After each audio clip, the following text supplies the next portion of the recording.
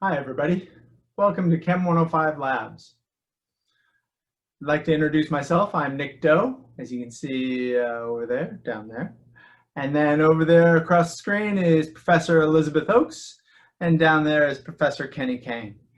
And the three of us are going to try to make Term 1 in-person Chem 105 Labs a really amazing experience for all of you. So I thought we'd give you a little video to show you a few things. One, how are these in-person labs going to work? Two, how will you be graded? And three, a quick overview of our very first lab, which you will be doing on the very first day of Term 1 or second day of Term 1. So very quickly. So what is our COVID era in-person lab going to look like? Well, obviously the number one priority will be that we need to spread out. And so to spread out, we are going to have all of you in each lab section spread out to 3 different labs, L210, L212, and L216, with only 8 students maximum per lab.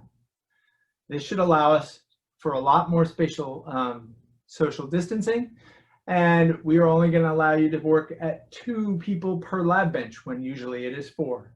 So this is a lot of details over here about the workstation and the waste containers and such, but I'd just like to highlight the very last bullet point down there is that there is a chemistry safety quiz, and that is kind of important.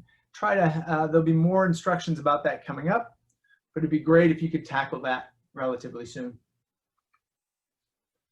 In the end, this is our overall goal, that when you're in lab, you will always be wearing a mask, you will always be wearing your safety glasses, and you will always be wearing rubber gloves. We will supply you with the rubber gloves. The safety glasses and the mask are up to you. This is what a typical workstation will look like when you come to lab. It'll have everything you need to do the lab, and even a desktop computer if you want to use that instead of your own laptops. Up close, this is specific for the very first lab, lab number 1. This is everything you'll need, including personal waste containers for you to dispose of any waste that you use during your lab. And sometimes, like in lab 1, we will be needing the hoods. These are ventilated hoods, and they allow us to use a vacuum. So there's only 4 of them per lab room, so we will have to take turns in those. Now, as for how you will be graded, really the focus of everything you need to know about our entire lab course has been consolidated into our Sakai site. We love Sakai. It's got everything you need, to the point that even though there are 2 lab sections this term, we're going to combine both LO1 and LO2 into one Sakai site. Therefore, you can then check out the syllabus. It's the same whether you're in LO1 or LO2. Same syllabus for both lab sections.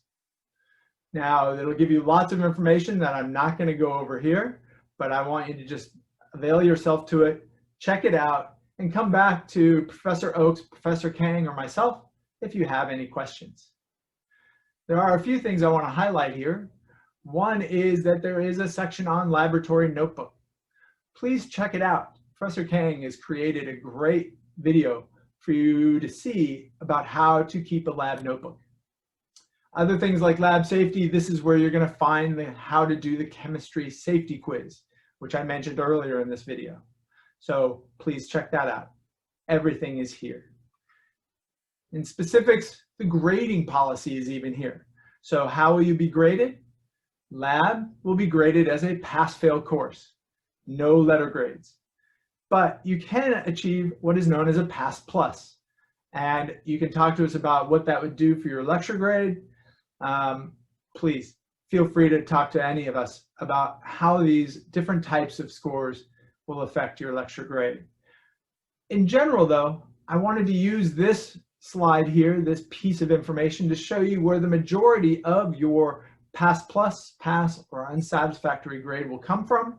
The majority of your grade in lab will come from 3 different assignments: a pre-lab assignment, a results sheet or results worksheet for every lab that you do, and a quiz, open notebook quiz.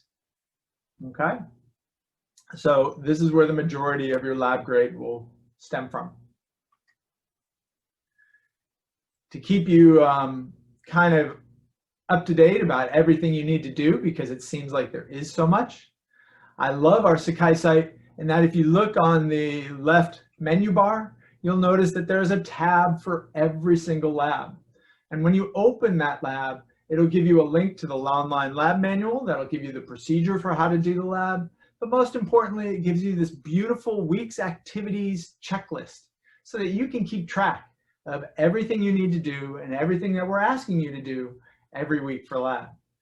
So please make sure to ask us any questions about any of these assignments if you're unclear about where to find them or how to do them. Last but not least, you can notice down at the bottom there the tests and quizzes tab.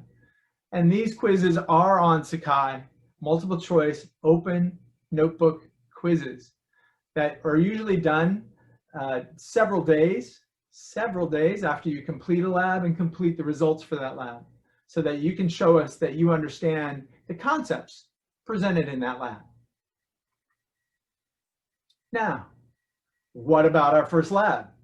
So here's a quick overview of our first lab and what we're going to try to achieve in that first lab. In no way does this encapsulate everything you need to know for the first lab. So just a quick overview in case you haven't seen the online lab manual yet. So it's called Moles Galore, and really our first lab is emphasizing stoichiometry. Yes, we love stoichiometry because it is so useful. And the issue with stoichiometry is all of you come to our course with a very wide range of stoichiometric backgrounds. And we want to make sure all of you get up to the same level of expectations for Chem 105 stoichiometry problem solving. And so we're going to start with a lab that'll address that. It's a really cool lab where you start with some iron nails and you put it in a known molarity copper sulfate solution. That's the blue one down there. And then you react it. And over time, it will start to produce copper solid, which is really this beautiful, well, not shiny copper metal like you'd expect on a penny, but this really rugged, metallic, brown solid. And our goal will be which one of these 2 reactions is actually taking place in that beaker, because there are 2 possible ways that iron can react with copper sulfate, and it'll be up to you to figure out which one. In helping you figure that out, here's the information you will need. We'll need to know the initial mass of iron that you put into the beaker. We'll need to know the final mass of iron that's left in the beaker. And we'll need to know the amount of copper solid that you produce in the reaction. So with that information, you should be able to figure out what is known as a mole ratio. And if mole ratio sounds foreign to you, then welcome to stoichiometry all over again. And what I'd like to do is give you 3 different videos to help you review stoichiometry. And these 3 videos have a theme known as Mount Moleville. If you've ever skied in your life or have heard of skiing slopes like we have up here in New England, they rank every ski slope kind of gets ranked as either being a green circle for easy, a blue square for intermediate, and a black diamond for hard, difficult. So I've created 3 videos on these 3 levels. Please help yourself, check them out, try out the practice problems, and even try out workshop number 1, which has a green circle, blue square, black diamond worksheet for you to try. Because at the end, we want all of you to be black diamond stoichiometry problem solvers. And we'll do anything to help you get there. So please feel free to ask Professor Oakes, Professor Kang, or myself any questions about this video and any of its content. and I'll see you on the first or second day of the term. Have a great time skiing Mount Moleville. Bye.